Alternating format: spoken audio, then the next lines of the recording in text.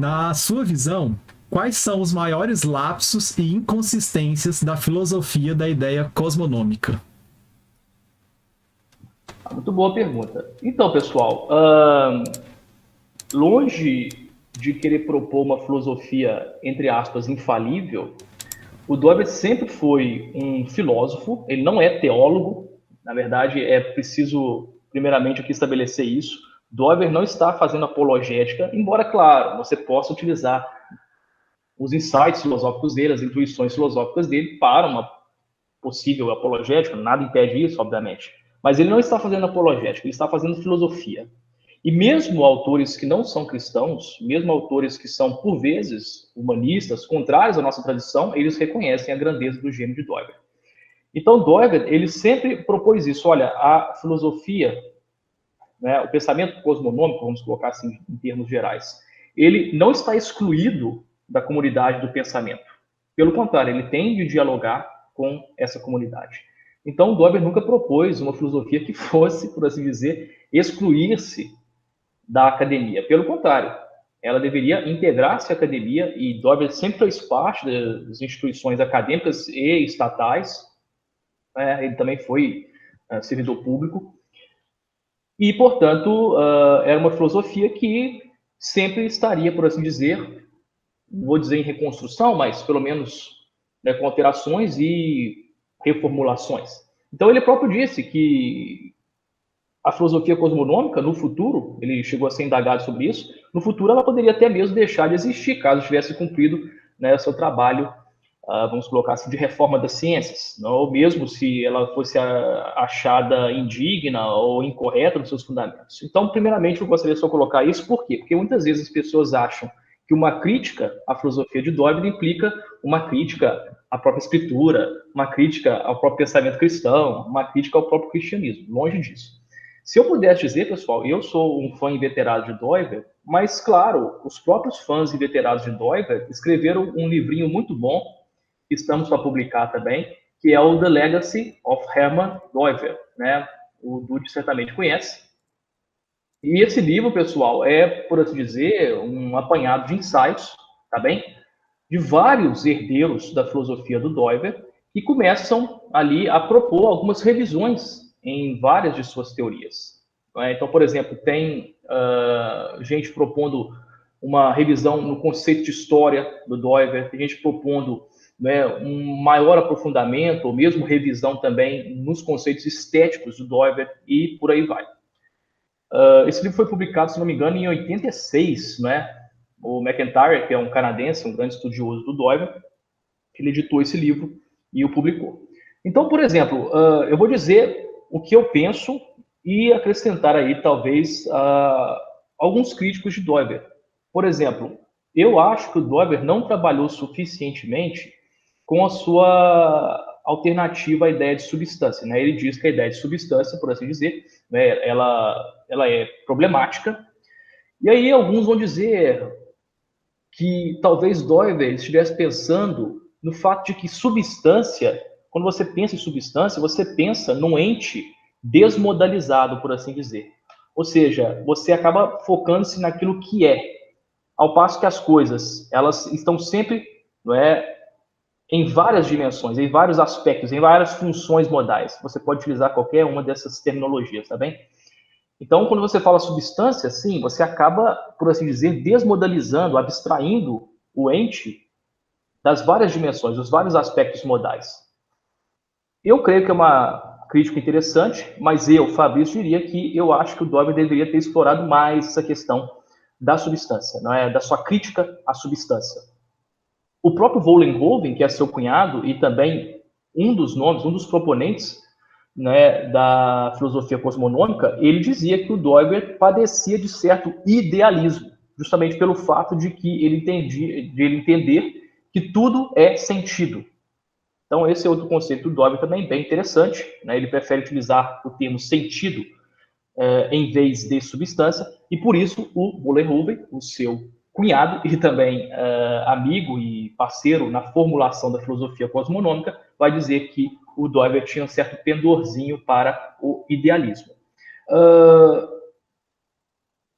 O Jonathan Chaplin também, no seu livro dele, famosíssimo, ele lançou um agora esses dias, né, Dutch? Não sei se você ficou sabendo, um sobre democracia. Mas no livro dele, publicado pela editora de Notre Dame, Universidade de Notre Dame, no caso, o qual ele trata sobre a filosofia política do Doiber, um dos melhores livros, se não o melhor livro sobre uma possível filosofia política, uma possível não, uma real filosofia política a partir de Doiber, ele levanta algumas críticas quanto aos motivos base. Tá? Eu vou dizer aqui motivos base, tá, pessoal? Porque foi o modo como nós, a monergismo, optamos por traduzir. Então, será, por hora, motivos base. Ele vai dizer, por exemplo, que o Doiber poderia ter proposto outros motivos básicos que não fosse somente do Ocidente, e, de fato, há um discípulo dele coreano que propõe motivos bases, ou motivos base, na verdade, coreanos, e ele diz que, por vezes, os motivos base conhecidos, e que o Doiber traz à tona sempre, apresentam-se numa estrutura dicotômica, dualista, melhor dizendo. Ele diz que não, poderia haver outros motivos básicos que fossem, por assim dizer, plurifocais, com mais de dois polos. Eu acho que é uma crítica fraca, não é? Porque essa ideia a ideia doiverdiana do motivo base tem a ver com a questão da antinomia, que a gente pode falar mais à frente, mas eu acho que a crítica dele quanto a isso, com relação a outros motivos básicos que não fossem, ou motivos base, que não fossem os do Ocidente, é uma crítica válida. E, particularmente, pessoal, eu acho que, com relação à estética, não é? Então, você também tem herdeiros do Doiber na estética. O Calvin Serbelt, não é? O Calvin Serbelt talvez seja o maior representante, até mais, eu diria, do que o Huckmacher. O Huckmacher, sim, ele extrai conceitos, extrai intuições do Doiber, mas eu acho que quem leva com mais rigor uma filosofia estética a partir de Doiber é o Serbelt. O Serbelt, por exemplo, critica que muitas vezes, o próprio Doiber focou-se no ideal clássico, no ideal europeu de beleza.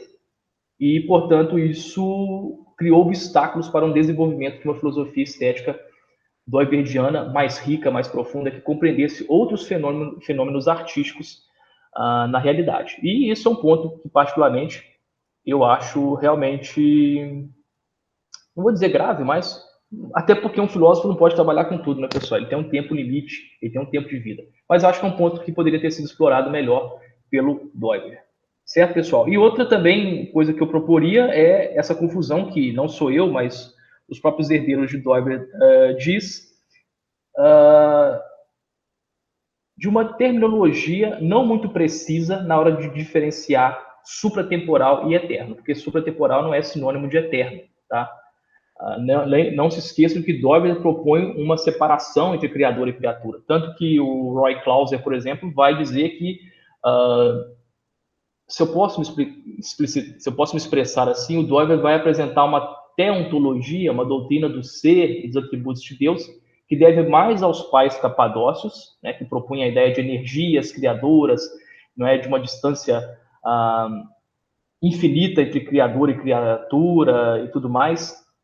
De todo modo, os conceitos de supratemporal, o coração humano, ele é supratemporal, mas não é eterno, tá? Porque ele está além da criação, mas ainda faz, ou melhor dizendo, está além, não é, por assim dizer, daquilo que nós experimentamos diariamente, mas está ainda, né, no lado sujeito. Doiber propõe a ideia de lado lei e lado sujeito. Então, eu acho que essa falta de clareza nesses pontos, conforme alguns dos críticos dele e herdeiros dele também apontam, eu acho interessantes e acho válidas também.